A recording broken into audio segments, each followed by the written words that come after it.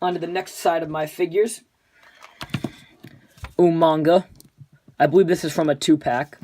I believe so. I'm just going to put him off to the side. Rest in peace, Umaga.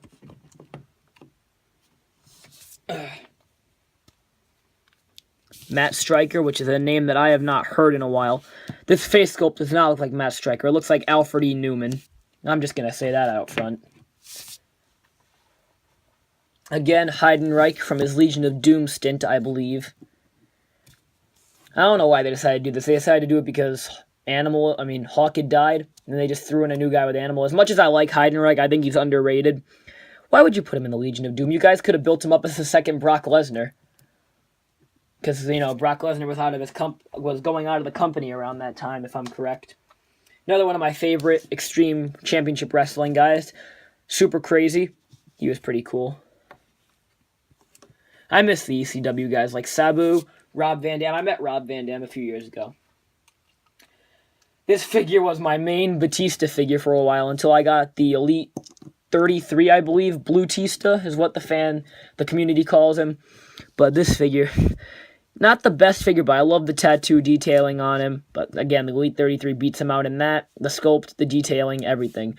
But still, classic figure in my opinion. Can't get much better on a JAKKS figure. Yep. Go back about 10 years, he probably was one of the premier figures. Another mid-carder, Tyson Tomko. Don't really remember much about him. Really noticed him with the Fu Manchu, whatever he's got going on over there. Cuckoo Kachu. I don't know. Another ECW classic, Tommy Dreamer, one of my favorites. I think his head also pops off. I can't remember. When I bought him from a lot at a thrift store, his head was stuck in a Rey Mysterio thumb wrestler head for some reason, and I had to peel it out with like a toothpick. Another figure from that same lot, Eugene, wearing that fake Hulk Hogan shirt that he had. Don't really remember much about Eugene. I remember he was supposed to be like Eric Bischoff or JBL's either autistic or deranged nephew. I can't remember. And then he used to do like parodies of wrestlers. Sorry about that, everyone. My camera timed out. Just a halfway shot of where we are. Those are all of my Ruthless Aggression. I'm going to call that the Universe era figures. Now we're going to go into my Attitude era characters. Well, Attitude era and Classic Federation. I think I'll do the Attitude era guys first. So we have basically the face of the Attitude Era along with Dwayne "The Rock" Johnson, Stone Cold Steve Austin. Got him at my local Comic-Con a few years back. I did not have a Steve Austin at that point, and he was suitable at the time. Sid Vicious, Sid Justice, Psycho Sid. I'm going to call this one Psycho Sid.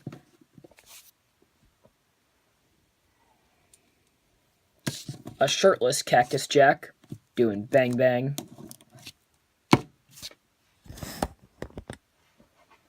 Another Cactus Jack. I believe this one was from a 3-pack. I got him at a flea market and I added this bootleg barbed wire bat. Been a long time since I made a video. I am not used to doing this. Gonna have to get back into the groove. X-Pac with a G.I. Joe machine gun that I gave him to mimic the WCW invasion scene. If that doesn't get people interested in watching my video, I don't know what will. Maybe get some naked divas up in here. I'm not funny. The Godfather, talking about bringing in those naked divas. Love The Godfather. Every time I talk to my dad about wrestling, he mentions the Royal Rumble from a few years ago, I believe 2013, the one John Cena won and the Godfather was in for a few seconds and then he got eliminated almost instantly. Another one of my favorite characters, fan favorite, Razor Ramon, Scott Hall. I do not have the Defining Moments figure, so this guy is suitable for now. The latest Defining Moments figure I got is Great American Sting, and I had asked for the other one, the baseball bat, black jacket, the crow Sting, for Christmas. So I got to track down that figure along with him now. Ron Simmons, or Farouk, whatever you prefer. I prefer Ron Simmons when he's wearing the APA. For someone who has not watched WWE in a while, I'm surprised that I remembered all these figures' names.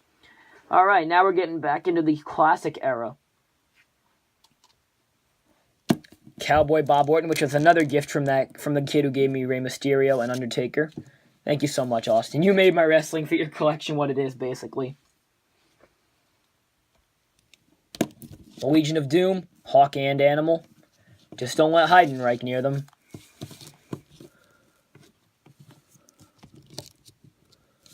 Let's get them positioned nicely. There we go. The late, great Dusty Rhodes. Forgot to mention late, great Hawk. Sorry about that, Hawk. There we go. The late Big Boss Man. Another figure that I really liked back in the day. I recently got the Elite pay-per-view or Elite WrestleMania figure of him, and that figure is phenomenal. Did a review of him on my old channel, I believe. Ruthless Aggression Ultimate Warrior. This is one of the greatest face scans I've ever seen. The definition in the hair is phenomenal. If any of you guys want me to do an in-depth review on any of these figures, I will. But for now, the first set of reviews I'm going to do is my collections. So after this, I'm probably going to do the other Jakks figures like Bone Crunching and Titantron live in one video. The Honky Tonk Man with a Guitar Hero guitar for some reason. Don't question it. I used to make paper belts. I used to draw belts on.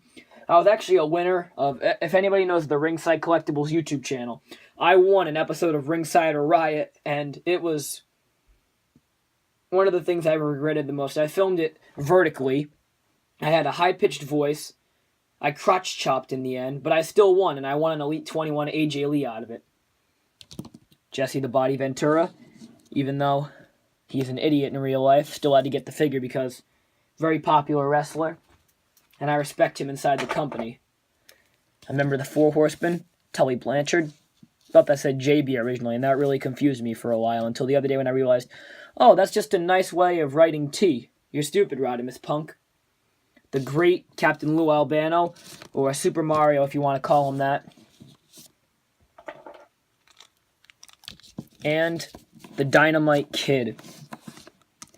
So, I'm just going to take a second to arrange these before I show my deluxe aggressions, my managers, and my 4 Divas figures. So give me 1 second and I'll be right back. Hope you're enjoying my video so far, and I hope I'm not boring you guys to death. Please come back.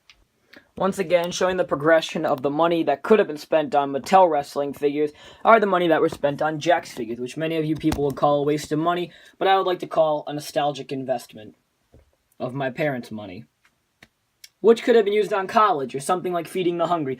But nope. Hunks of plastic with limited articulation and terrible sculpts. What have I done? Alright, so I'm going to get into the 2 manager figures. The figure that I believe came in the 2-pack with Umanga, Armando Estrada, and the late Paul Bearer, with a Play-Doh tie that I tried to re-sculpt on when I was younger. I was a stupid kid. I'm just going to say that out front. Anyone who watched my old channel, you guys know I was a stupid kid. If anybody knows what that old channel is, just please don't put that in the comments. I'm trying to reinvent myself here. Alright, next up are the 4 women's figures. The late Sensational Sherry, which I had bought off Ringside Collectibles along with their Macho King Randy Savage exclusive figure. And then these two practically go together as the 2 inventors of the Divas division, the Fabulous Moolah and Mae Young. Both great late wrestlers. May they both rest in peace. And I believe this girl's name is Victoria Tara. Funny story about this. This figure has longer hair and is black and white zebra striped. Now, I had bought this in a repacked set with a Dolph Ziggler figure in the Vicky Guerrero Dolph Ziggler 2-pack. I bought it because, sorry about that once again, my camera is being useless right now.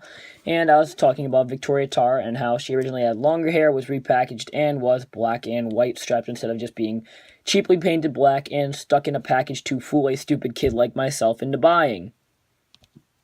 Still, I'm probably going to buy a new one, but this is a nice little figure to remind me not to be an idiot in the store. So yeah, put her right in front.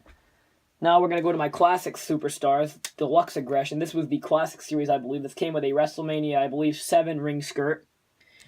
Tito Santana, WWE Hall of Famer, one of my favorite Classic Superstars on the roster. Had a great fight with Macho Man Randy Savage for the Intercontinental Championship. So thank you for the great memories, Tito. Being a 100% Italian man, you would expect Nunzio to be one of my favorite wrestlers. He's not. Far from it. But he's still a pretty cool dude. Kind of reminds me of what Adam Sandler would look like if he was Italian. Next, the straight edge superstar, and one of my favorite, not straight edge superstar, the ultimate opportunist, the rated R superstar, Edge, one of my favorites. Pretty great face scan. Again, Jack's nailing it with the face scans. The deluxe aggression figures are a lot better, in my opinion, than the ruthless aggression figures, even though they're extremely out of scale. Another one of my favorite forgotten superstars, Finley, the father of Hornswoggle.